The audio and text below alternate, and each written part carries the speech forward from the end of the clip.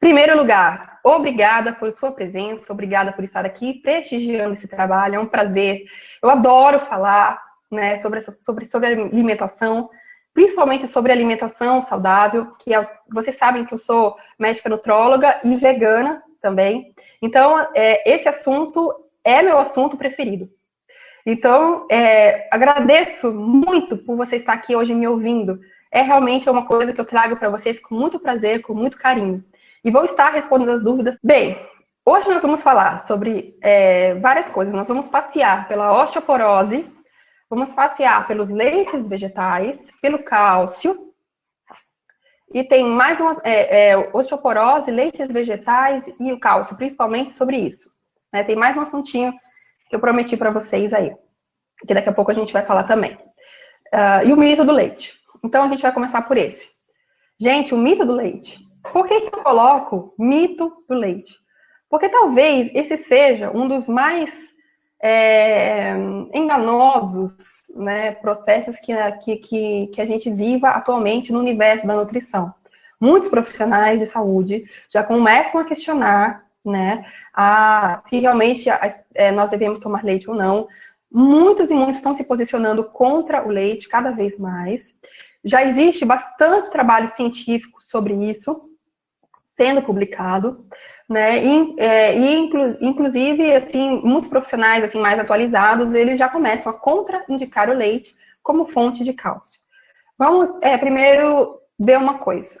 O leite, ele é rico em cálcio? Sim, o leite realmente é rico em cálcio. Esse cálcio, ele é absorvível pelo corpo humano? Não. Veja bem, a nossa espécie, a espécie humana, biologicamente, além de médica, nutróloga, eu também sou bióloga, então eu gosto muito dessa pegada biológica, de trazer pra gente essas coisas da biologia. Então, o ser humano, geneticamente, ele não foi desenhado para ingerir leite.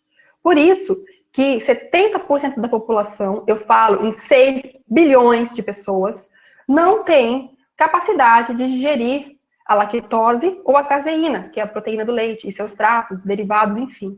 Não são capazes. Estou falando de 6 bilhões de pessoas.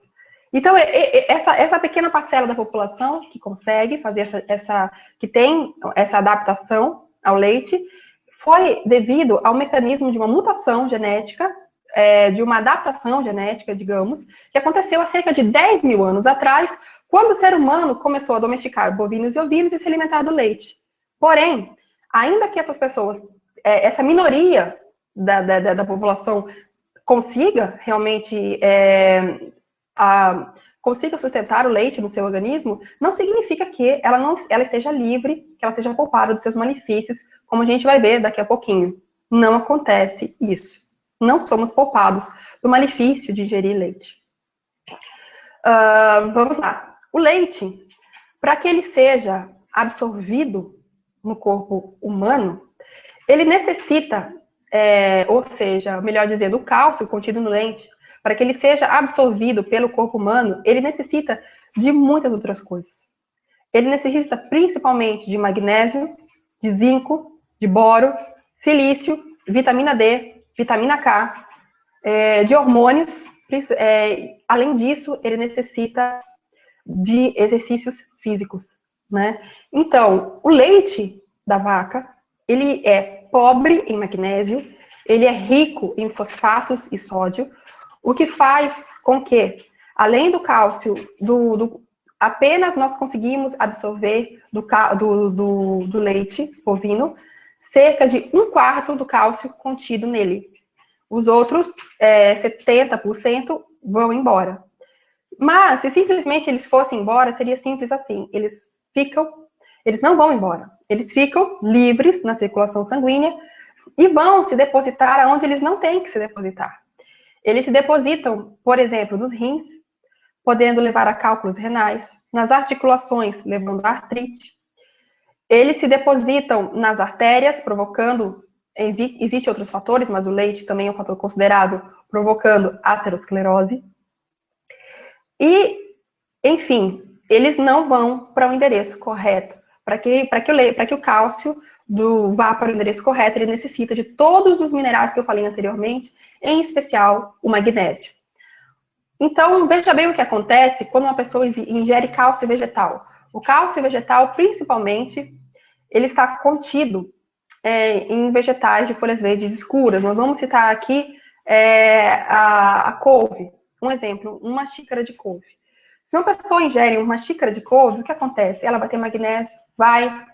Porque o magnésio, ele está para os vegetais, assim como o ferro está para a hemoglobina humana. Então, ele é abundante no reino vegetal. Então, quando você come um cálcio proveniente de uma couve, por exemplo, através do magnésio e minerais lá contidos, o cálcio ele vai para o seu endereço certo. O que torna... vamos fazer uma comparação agora entre cálcio e couve. Cálcio do leite bovino e cálcio da couve. Vamos pegar uma xícara de leite bovino e uma xícara de couve cozida. Eu vou dar o exemplo da cozida. Eu sou adepta, preconizo a alimentação viva, mas eu vou dar o exemplo da cozida, porque é mais fácil, porque uma xícara de couve cozida, ela cabe mais couve numa xícara do que se fosse cru. Então, em termos de quantidade, nosso exemplo, uma xícara de cálcio do leite da vaca, uma xícara de couve cozida. Qual tem mais cálcio? Né? Os dois têm a mesma quantidade de cálcio. Cerca de 300 miligramas aproximadamente. Porém, essas 300 miligramas contidas nos dois vai ser absorvida da mesma forma? Não, nós já falamos no início que não.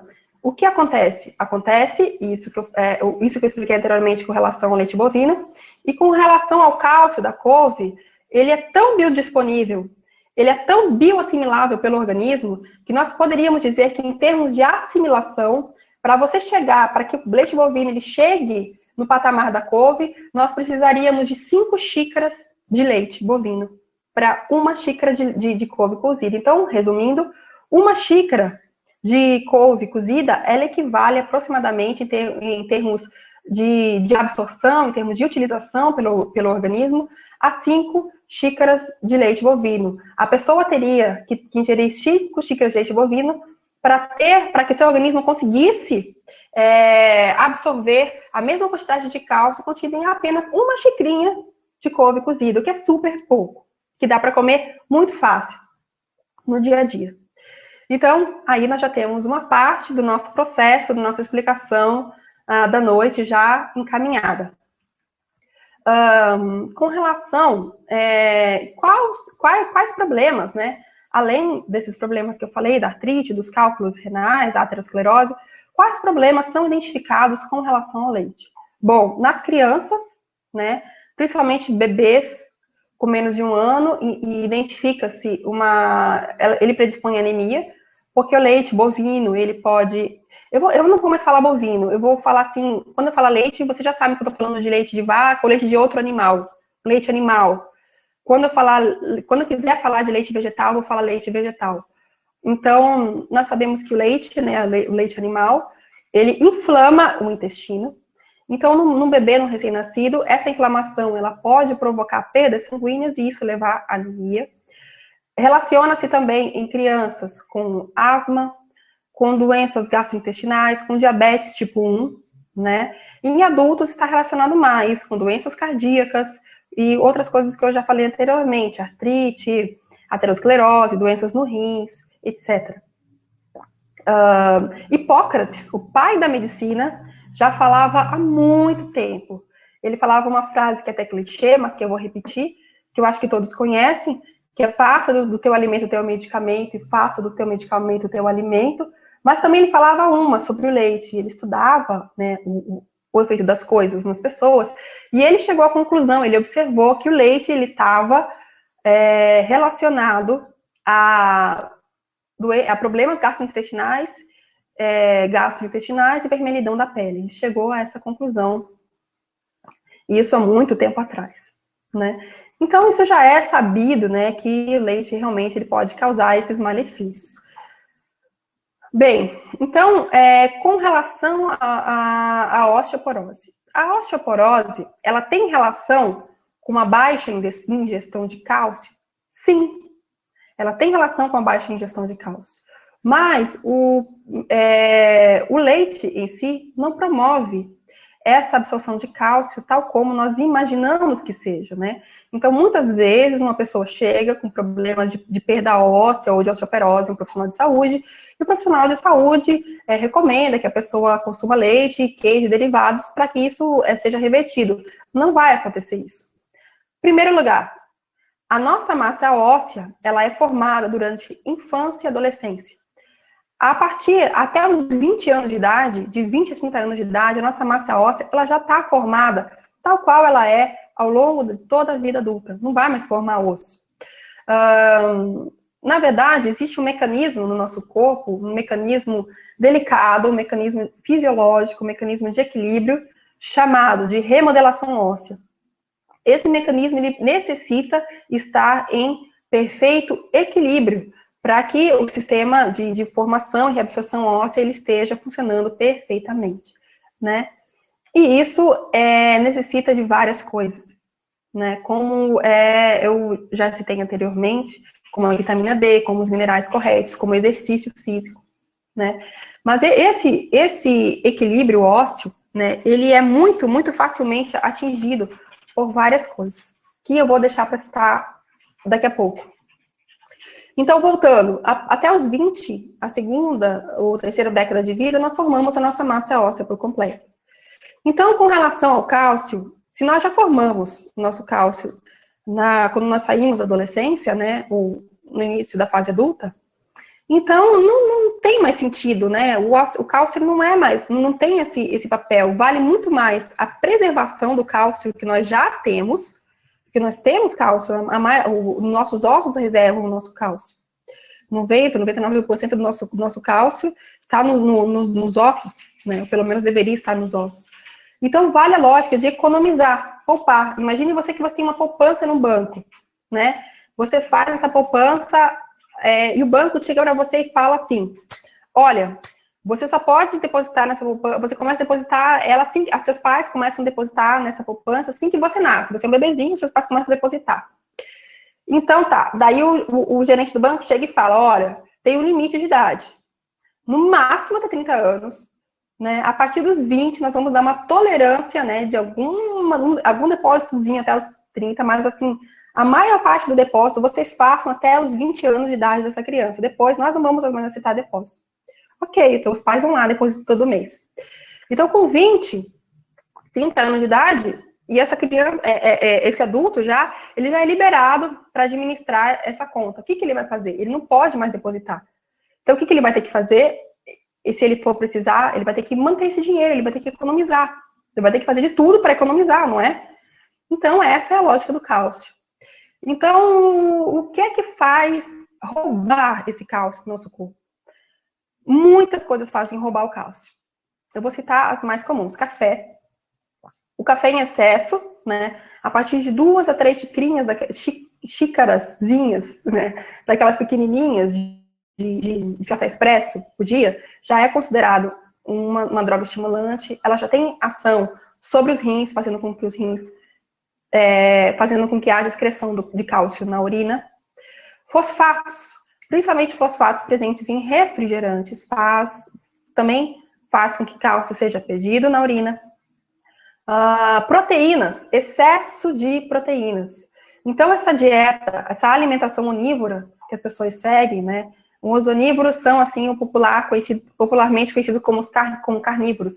Essa dieta rica em proteínas de origem animal, ou seja, carne vermelha, peixe, frango, leite e queijo, que são proteínas de origem animal, a nossa dieta, a nossa alimentação, a minha não é, mas assim, a alimentação dos onívoros hoje em dia, ela é muito, muito rica em proteínas, ou seja, ela é excessiva em proteínas.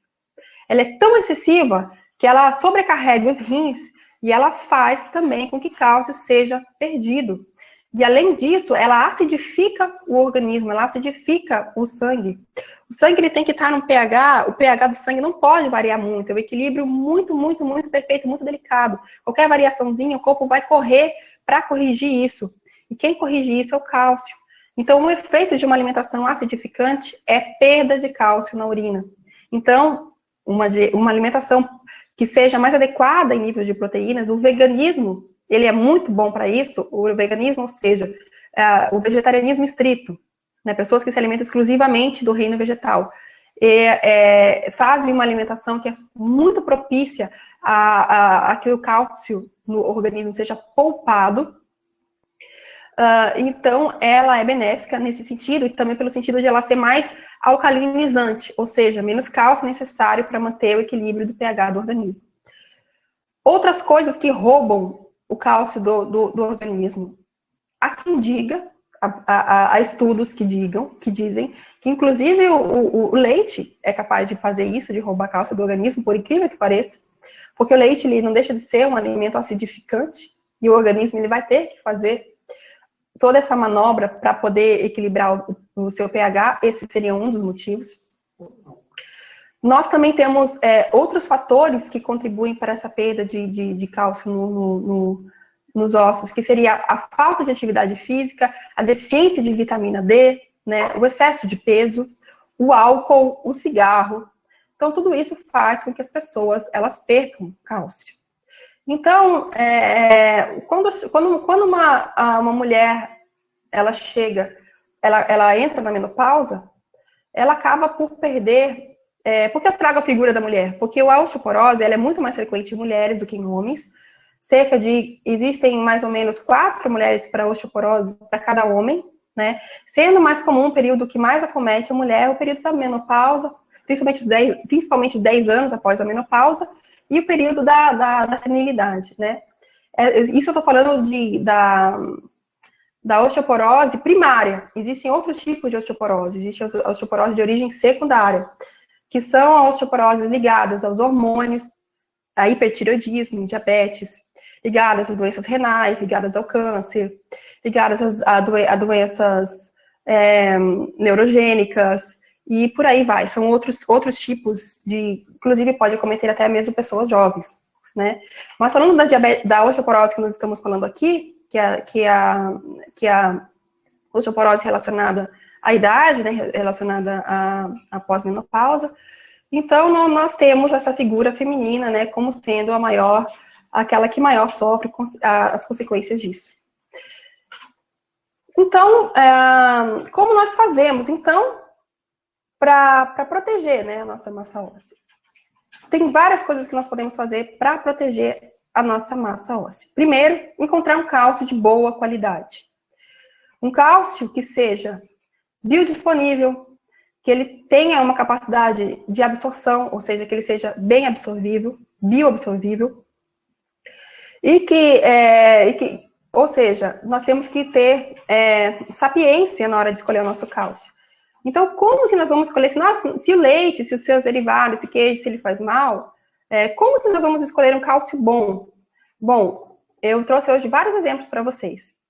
Nós temos as brássicas, né, que são as crucíferas, como a maioria das pessoas conhece, que ssão uma família, né, representada principalmente pelo repolho, pela couve-flor.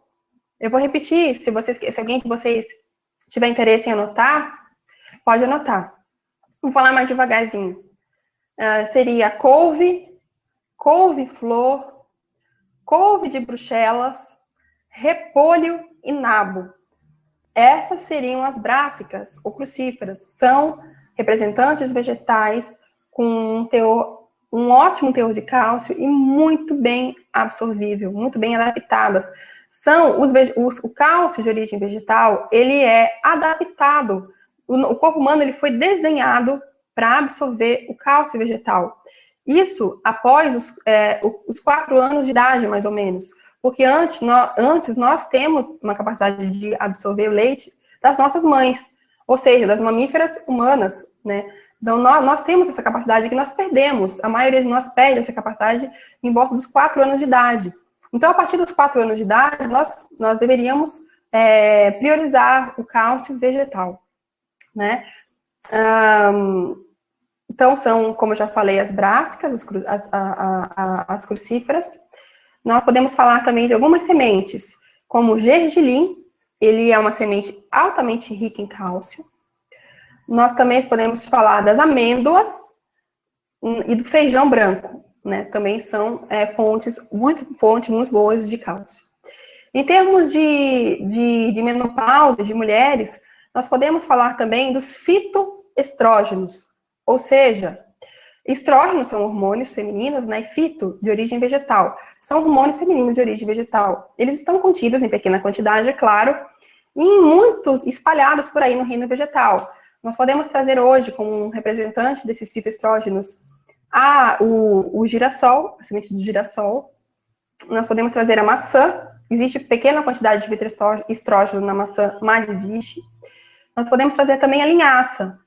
Então, fica aí como dica para vocês se alimentarem dessas brássicas, conforme eu falei, se alimentarem de amêndoas de gergelim, e depois eu vou falar um pouquinho sobre os leites, né? Dá para fazer leite de amêndoa, leite de gergelim tranquilamente. Fica a dica também do feijão branco, e fica a dica também de vocês estarem revendo as opções alimentares de vocês, né? Uma alimentação vegana, ela é benéfica em todos os sentidos, né? Por ser pela adequação da quantidade de proteínas. Inclusive, entre veganos e vegetarianos, nós temos uma diferença aí, sabe-se que vegetarianos, quer dizer, ovo-lacto-vegetarianos, têm mais anemia ferropriva do que veganos, devido à competição entre o cálcio do leite e o ferro. Outra coisa que compete muito com o cálcio é, no caso, tomar café com leite. Isso não deve ser feito. Porque se você, só em termos de diversão, em termos de nutrição, não. Porque você tomando o café, o cálcio que está contido ali vai embora. Então é uma mistura, ela é ilógica, não tem muita lógica. Né? Então, saiba que isso está acontecendo. Se você quiser tomar, mas você já sabe, pelo menos você já... Eu estou trazendo para vocês o cardápio, estou mostrando para vocês outras opções. Né? Esse é o meu papel. Cabe a vocês pegar esse cardápio e decidir com sabedoria. Então, falando da alimentação repleta em cálcio, nós temos esses cálcios de origem vegetal. É uma opção muito mais saudável o ingerir cálcio de origem vegetal do que o que a gente estava falando aqui. Eu espero que realmente, como profissional da saúde, que as coisas mudem, que as pessoas tomem consciência, de que as pessoas realmente vejam, né, que essa massificação, né, que indicar realmente um produto lácteo para a população é uma coisa que está equivocada em si. Como que nós estamos continuamente consumindo um produto que não foi desenhado, que não é biológico, que nós estamos agredindo o nosso organismo. Né? Tanto é que a proteína do leite, o corpo demora tanto para reconhecer, é uma proteína estranha. O corpo demora para reconhecer essa proteína do leite, do leite bovino e, enfim, outras espécies de leite. Demora cerca de 60 minutos para reconhecer esse leite no estômago e para começar a digerir. Ao passo que o leite materno, uma criança que se alimentou de leite materno, em 15 minutos esse processo é feito. Né? O leite materno, ele tem menos cálcio do que o leite de vaca, sim, mas ele é na proporção adequada, ele é do jeito certo, ele foi desenhado pela natureza ao longo de milhões e milhões de anos de evolução para a nossa espécie, né? Como que a gente vai brigar contra a natureza, né? Como que o ser humano vai querer... Não tem lógica, não tem lógica.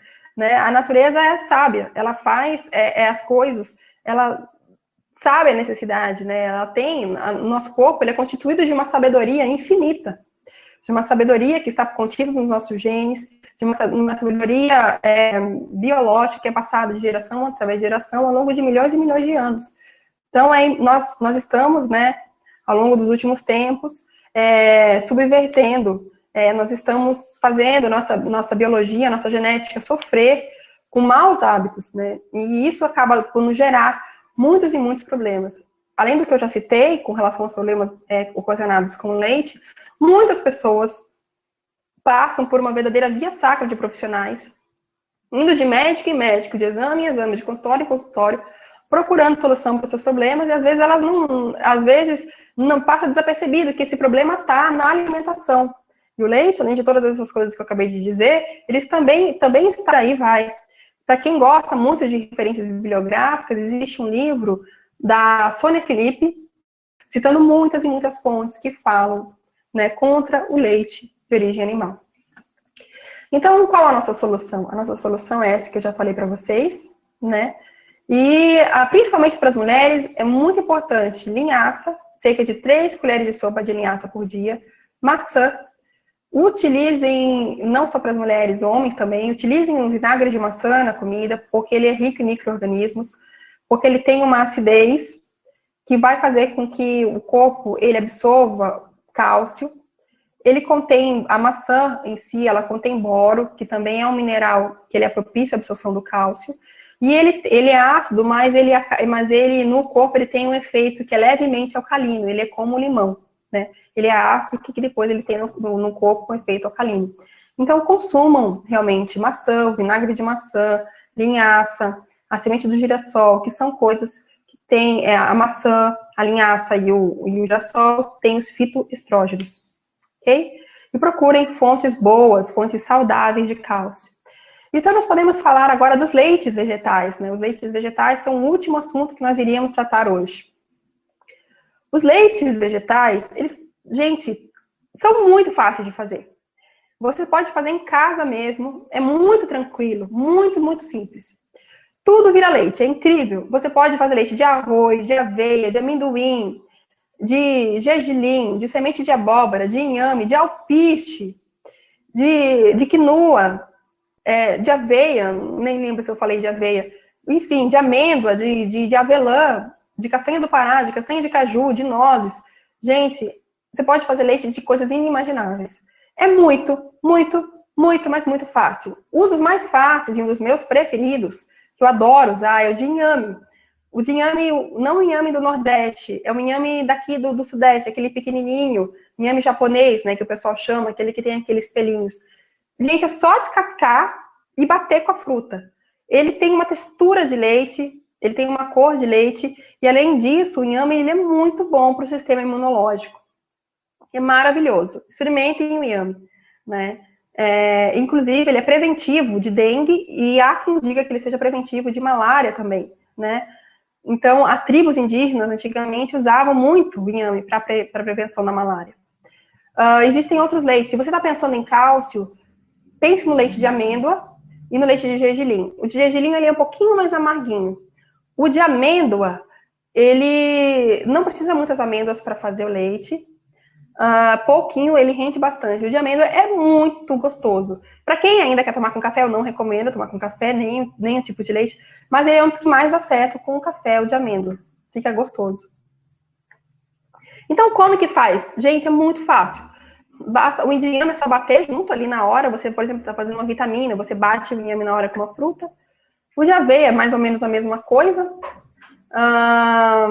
Você pode coar também. E geralmente assim, você, antes de dormir, né, à noite, você é só colocar num copo com água um pouquinho da semente que você vai consumir no outro dia. E não pode ser um copo com água e uns 2 dedinhos de amêndoa, por exemplo.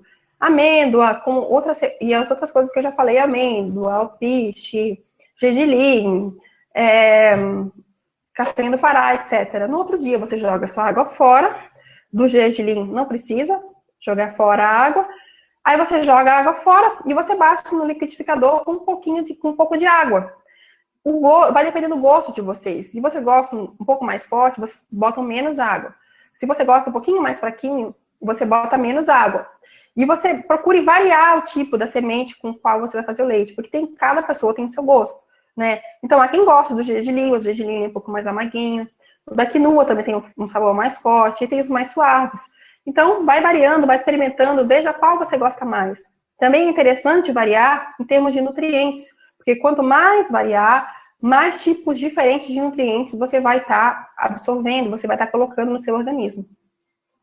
Então, basta fazer isso, gente. Batendo no liquidificador com um pouquinho de água. A quantidade de água vai depender de como você gosta, mais forte, mais fraco, mais encorpado, mais fino. E depois você coa num voal, que é um tecido fino. Eu, particularmente, em casa eu nem coo, eu bato o completo, né? Eu desenvolvo o hábito de, antes de dormir, pegar vários copos com água e coloco vários tipos de sementes. Lá eu coloco quinoa, eu coloco gergelim, eu coloco girassol, eu coloco muitas coisas. E outro dia eu aproveito isso. Então, em termos de leite, você pode coar, se você quiser, nesse tecido de voal, e você pode reaproveitar a sobra dele para fazer os queijos vegetais. Tem várias técnicas para fazer queijos vegetais. O de alpiste é o único que você não consegue reaproveitar a sobra. O de alpiste, porém, o de alpiste, ele é um leite riquíssimo em proteína. A proteína dele é comparável à albumina presente no ovo. É uma albumina muito rica, né? E então, mas você pode, os outros, você pode aproveitar a sobra, você pode temperar e comer. Você pode botar ali, exemplo, na sobra de amêndoa, você bota um pouquinho de limão para dar cor ali, uma cor amarelinha. Você bota um açafrão, você bota uma cebolinha, uma erva, um pouquinho, e você pode rechear tapioca, você pode, enfim, você pode comer do jeito que você achar melhor. É super fácil, gente. É só uma questão de hábito mesmo, uma questão de alguém te trazer esse cardápio e mostrar que é possível, mostrar que é opção. Hoje, então, eu estou trazendo para vocês esse leque de opções, esse mundo de opções dos leites vegetais. Então, eu queria saber se alguém tem alguma dúvida, que agora acho que chegou o momento das dúvidas. Eu posso estar começando falando do leite de abóbora, dá para fazer leite da semente de abóbora também, inclusive é um leite riquíssimo em zinco, o zinco que também é um mineral importante na formação óssea. Eu vou pegar a primeira pergunta. Estou na menopausa, tirei os ovários aos 43 anos. Que plantas, como folha de amora, posso colocar no suco verde para preservar o cálcio? Ok. A amora, né, ela tem um efeito, sim, na menopausa, né? Ela tem um efeito, o chá da folha da amora, o extrato da amora. Também são coisas interessantes de estarem sendo consumidas pelas mulheres nesse período, né? Agora você está falando do suco verde, né? O suco verde, você pode estar colocando... Existem muitos tipos de suco verde, muitos. De manhã, eu recomendo um suco verde mais simples, que seria basicamente só maçã, 2 maçãs, que é a receita do Terrapia, do Rio de Janeiro, que seriam 2 maçãs sem a semente, porque a semente concentra muito agrotóxico. A maçã por si só tem fitoestrógenos, como a gente falou. As folhas verdes, que tem bastante cálcio. Varie as folhas verdes diariamente, isso é importante. E coloque lá semente de girassol, de preferência germinada. Como é para germinar a semente de girassol? Deixe ela de manhã, quando você acordar, coloque num copo com vidro, mas o tantinho da mão, assim, ó, de semente de girassol, durante o dia. Aí à noite, deixa no escorredor de macarrão. Aí toda vez que você acordar, ou sei lá, fazer alguma coisa à noite, você vai lá e dá uma lavadinha só para hidratar. Quando acordar de manhã, dependendo do clima, se for mais frio é diferente, se for mais calor é diferente, vai ter um narizinho na sementinha de girassol. Aí, então você pega esse sementinho de girassol, junto com a folha verde, que você variou diariamente, mais a maçã bate e faz o suco verde, ok? Depois, se vocês quiserem, eu posso explicar melhor como é que faz o suco verde, dar mais detalhes. Mas veja bem, a maçã vai ter fitoestrógeno, vai em pequena quantidade, mas tem. A maçã tem boro, que ajuda a absorver o cálcio. O girassol tem fitoestrógeno. E as folhas verdes, elas têm cálcio. Então, é uma receita maravilhosa. Não só para mulheres nessa fase da menopausa, como para as pessoas de modo geral. E além disso, né, capricho na linhaça. Seriam 3 colheres de sopa de linhaça, o mínimo por dia, né, que você deveria consumir. A linhaça, ela tem ômega 3, ela tem fatores antioxidantes, anti-inflamatórios, e ela tem fitoestrógenos também, né. E além disso, capricho nisso que eu falei. Esse suco verde, ele é um exemplo muito bom por conta da maçã, o casamento da maçã, que tem fitoestrógeno, o do girassol, que tem fitoestrógeno, e mais a folha verde, que tem cálcio, né? E as brássicas, que eu falei no início do evento, as brássicas, ou crucíferas, que seriam a couve-flor, couve de Bruxelas, o nabo e o brócolis. Capriche também nos temperos. Na hora que você for temperar a comida, use temperos que tenham bastante cálcio. Tomilho, sálvia, orégano. Orégano é bem comum e bem conhecido. Coentro, cominho e a canela também. São coisas que têm bastante cálcio, né? Além do feijão branco, né? Eu mencionei no exemplo. E a linhaça também, além de ter fitoestrógenos, ela também tem uma quantidade boa de cálcio. Vou pegar mais uma pergunta, gente. Qual seria, então, a melhor fonte, a quantidade para suprir o cálcio? Tá. A quantidade, boa essa ideia. As fontes eu acabei de citar agora, né? Nesse momento, ou um minuto atrás. A quantidade, não existe consenso mundial acerca da quantidade do cálcio. é em torno de 1 grama para pessoas adultas, depois da menopausa, ou terceira idade, ela seria em torno de 1,5 grama. Mas isso não é consensual. Isso varia de país para país. No Brasil, indica-se essa quantidade. Nos Estados Unidos é uma quantidade diferente. Na Europa, uma quantidade diferente. Varia muito. Não existe consenso na literatura médica mundial sobre qual a quantidade correta.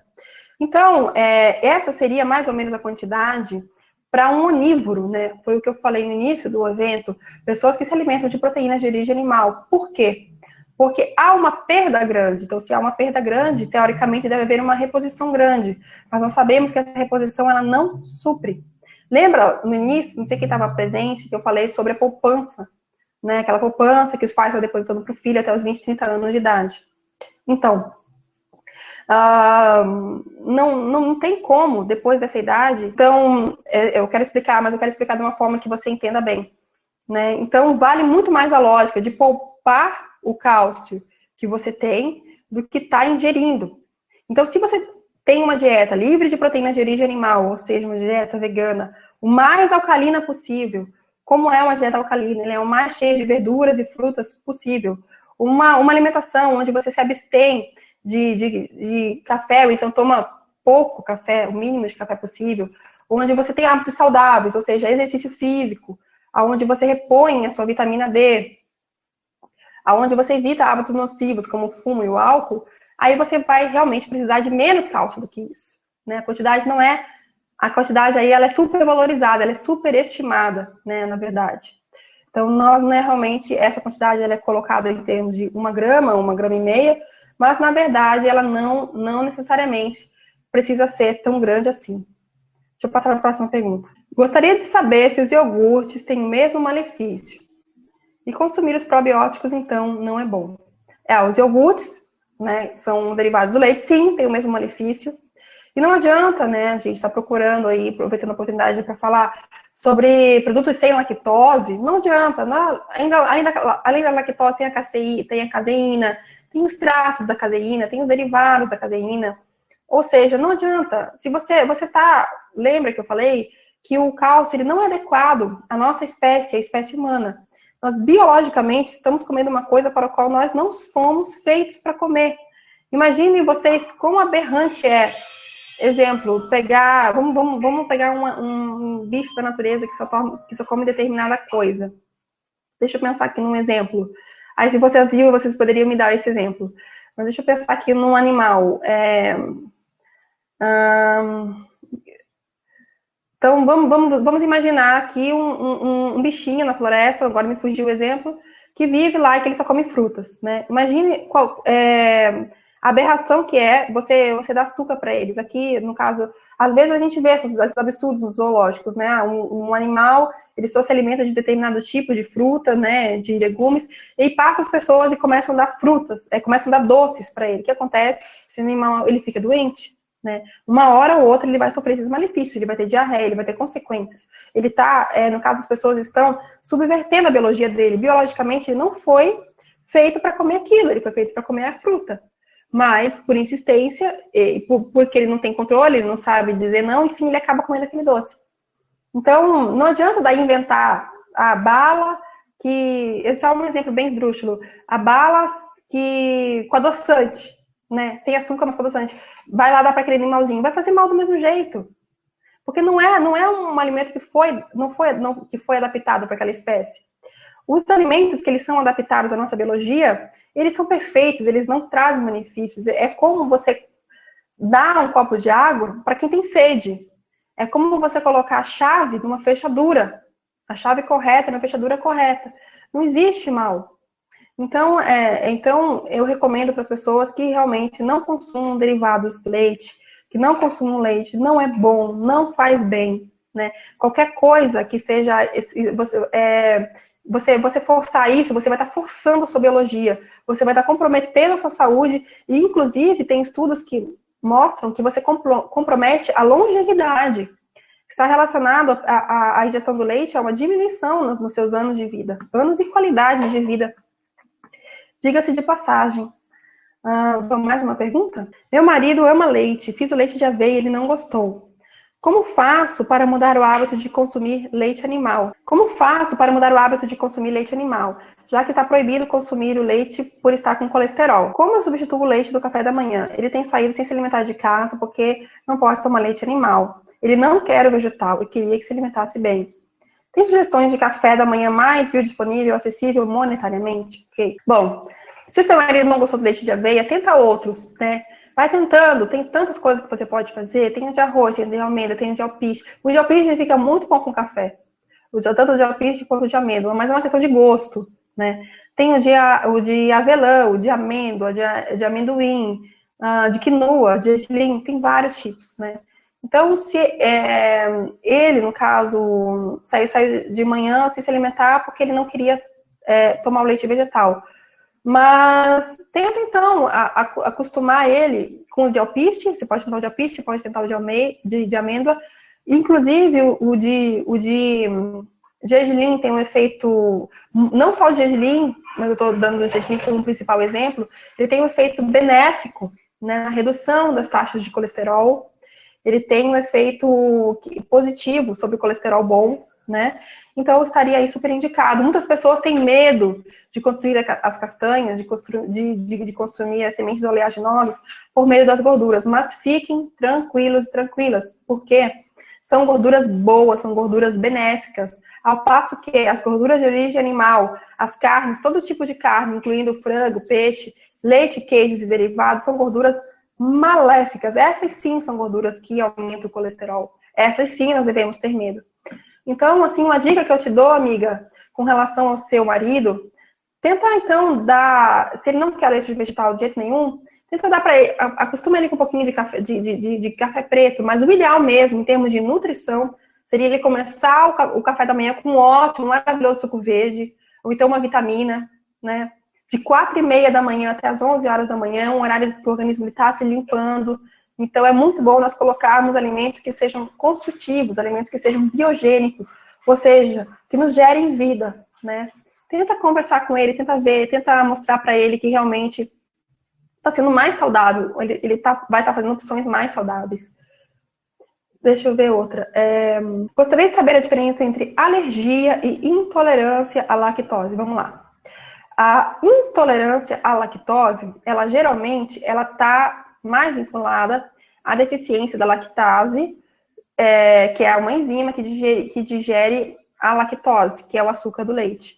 A alergia, ela geralmente está mais relacionada com a caseína, que é a proteína do leite e seus derivados, ok? É um pouco diferente, né, o contexto. Se bem que as coisas, didaticamente, a gente divide assim. Na prática clínica não é tão nítida essa diferença, mas assim, didaticamente nós podemos trazer desse modo. Lembrando que a maioria da população, ou seja, 70% da população mundial, ou seja, aproximadamente, eu exagerei um pouco, mas aí seria em termos de, fazendo uma matemática aí, 5, 6 bilhões de pessoas, né? No mundo, elas não, mais de 70% da população mundial, porque não é 70% só, é mais de 70% da população mundial, elas não têm, elas são intolerantes à lactose, elas não têm essa condição e elas não sabem disso. Cerca, mais ou menos, de 6 bilhões de pessoas têm essa condição, sofre por tem inúmeros sintomas, vagam, passeio de médico em médico, de exame em exame, e elas não chegam a saber que de fato elas têm alergia ou intolerância ao leite. É uma realidade bem comum. Deixa eu ver mais uma pergunta. Qual a causa de se eliminar cálcio em excesso pela urina? Bom, a causa de se eliminar cálcio em excesso pela urina tem muitas que eu falei no início, né? Só recapitulando aqui. Tem o café em excesso faz com que cálcio seja perdido na urina. Os fosfatos, que são principalmente presentes nos refrigerantes, eles fazem com que cálcio se perca na urina. O excesso de proteínas, ou seja, uma pessoa onívora, aquela que se alimenta de proteínas de origem animal, ela tem sim perda de cálcio pela urina. Essas seriam as principais causas de perda de cálcio pela urina. Também o álcool também faz isso acontecer. Vamos ver mais uma perguntinha. Quanto tempo os leites vegetais duram? Depende do leite, depende da temperatura de onde você vive, se for um lugar muito quente ou um lugar mais frio, mas em média, 2 a 3 dias na geladeira, né? Depende do tipo do leite, mas em média, fazendo uma média entre todos eles, 2 a 3 dias. Tem que chacoalhar antes, depois de tomar de novo, né? E assim, eles são muito bons para usar em receitas, né? O de amêndoas, ele fica mais gostoso em receitas mais doces, o de castanha de caju em receitas mais salgadas. Mas aí depende do gosto, né? Gosto de cada um. Então, mas para fazer vitamina de fruta é maravilhoso. A soja faz bem para a menopausa. Eu já ouvi dizer que temos que tomar cuidado com a soja. Olha, a soja, se ela não fosse transgênica, agora a maioria da nossa soja é transgênica, e se ela não fosse transgênica e tão cheia de agrotóxicos, ela seria maravilhosa para a menopausa. Mas não a proteína texturizada de soja, sim o grão, o feijão soja. Soja nada mais é do que uma leguminosa, um tipo de feijão. Ela seria maravilhosa para a menopausa, porque ela contém isoflavona, né, que é o fitoestrógeno, ou seja, um hormônio feminino de origem vegetal.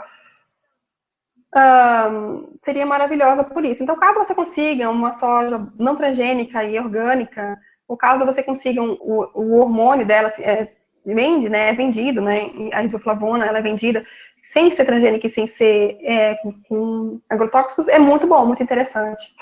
Deixa eu ver mais uma pergunta. Amaranta, sobre a reposição de cálcio em comprimidos receitados pelos médicos para pacientes com osteoporose. Já ouvi de algumas fontes que não é aconselhável. Olha, o cálcio, ele depende no organismo do magnésio, principalmente, ele depende de outras coisas. Zinco, boro, silício, vitamina D, vitamina K, mas principalmente ele depende do magnésio. Ou seja, imagine você um carteiro que vai entregar uma carta, onde lá na carta tem o endereço, mas não tem o CEP. Ele não vai conseguir entregar a carta. Por mais boa vontade que ele esteja, imagine uma cidade como São Paulo. Ele nunca vai conseguir entregar a carta. A não ser que não vai. Então, a mesma coisa. O magnésio é como se fosse o CEP, que endereça o cálcio no organismo. Ele é responsável pela distribuição do cálcio no organismo. Então, essa história de estar tomando cálcio em comprimidos sem estar em conjunto com o magnésio, sem ter um bom equilíbrio de outros minerais, sem ter um bom equilíbrio da vitamina D, o cálcio ele vai ficar livre e vai para o lugar errado, como eu falei no início da palestra. Ele pode se depositar em articulações, ele pode se depositar no rim, ele pode se depositar nas artérias, e ele, enfim, não vai ser legal, não é interessante. Temos que ter cuidado com isso, né? Com essa reposição. Oi, Amaranta, você pode falar sobre cálcio de ostra? Tá, o cálcio de ostra, ele seria interessante. Porém, os oceanos, hoje em dia, eles estão muito contaminados. Eles estão contaminados com metais pesados, eles são contaminados com mercúrio, né, chumbo. Então, é difícil você estar consumindo cálcio de ostra e você tem que ser uma procedência onde você conheça muito bem a fonte, porque senão, junto com aquela ostra, infelizmente, você vai estar ingerindo metais pesados.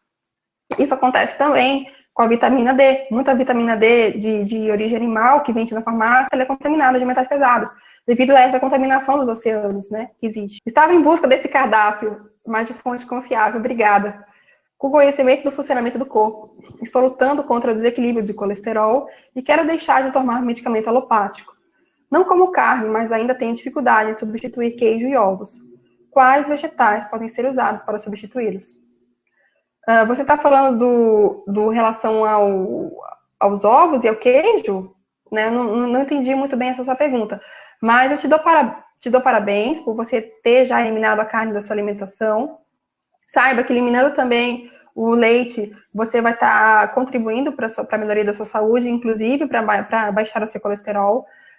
Outra coisa para baixar colesterol é consumir bastante ômega 3. Em vegetarianos, veganos, é comum a tendência a não consumir linhaça, chia, nozes, que são as principais fontes vegetais de ômega 3. Então, consuma linhaça, chia, nozes. Consuma coisas também que vão aumentar o seu bom colesterol, como uva com casca, suco de uva orgânico, que com certeza vai melhorar. Alguns leites vegetais, como eu já falei, principalmente o de gergelim, ele também tem essa questão de ajudar a regular o mecanismo do colesterol. Mas existe um médico japonês de renome, ele é de renome porque ele inventou uma cirurgia que extrai pólipos do intestino, o nome dele é Hiromi Shimiya. Ele tem, na minha fanpage, eu tenho uma fanpage, chama Atendimento Vegetariano, né? Então, com relação ao ao leite, né, ele suja o intestino, ele tem esse poder de sujar o intestino, de competir com a microbiota, né? Então, esse médico, Hiromi Shimiya, ele fez um vídeo, uma colonoscopia, onde ele mostra o intestino de pessoas que consomem queijo, leite, carnes em excesso, como fica, né? E isso é bem preocupante, principalmente quando o intestino, hoje em dia, as medicinas ancestrais já sabiam disso, mas hoje em dia as medicinas, a medicina convencional já está descobrindo também que o cérebro, que o intestino, ele é o segundo cérebro, né? Então, tem até um livro, Elion Povo, né, que foi um médico brasileiro, ele, do cérebro desconhecido, chamando o intestino realmente do segundo cérebro. O intestino, ele precisa estar limpo, ele precisa estar com uma microbiota adequada para que ele possa absorver os micro-organismos, entre eles o cálcio, né? Ele precisa estar num bom funcionamento para poder fazer isso. Então, teve uma pessoa que me falou dos probióticos, agora eu lembrei, kefir, gente, usem o kefir de água, ele é muito bom, ele pode realmente regularizar o intestino, se você está necessitando tomar derivados do leite. Gente, acho que tem muita pergunta, eu não vou conseguir responder isso, é humanamente impossível para mim responder isso agora, nós temos um horário para encerrar, está ficando tarde, muita gente trabalha cedo amanhã, então eu vou fazer o seguinte, vocês deixem comentários abaixo desse vídeo que eu vou estar respondendo. Muito obrigada mais uma vez, meu boa noite a todos, beijo no coração. Espero que vocês tenham gostado.